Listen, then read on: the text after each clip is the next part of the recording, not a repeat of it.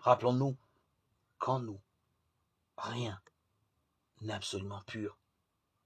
Nos motivations sont forcément teintées par notre histoire, notre psychologie.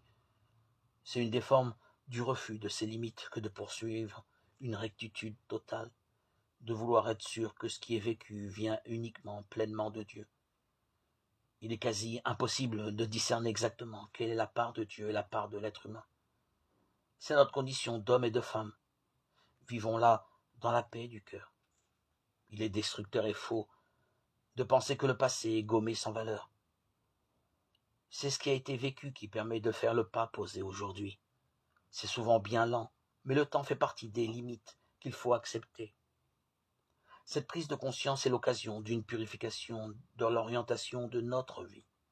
La plupart du temps, nous la rechoisissons avec plus d'humilité, moins de passion.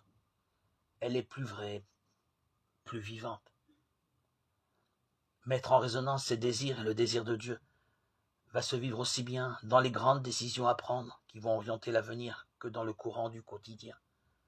C'est la façon de vivre des serviteurs du royaume, de ceux et de celles qui sont entrés dans une relation particulière, personnelle, avec le Père, le Christ, l'Esprit.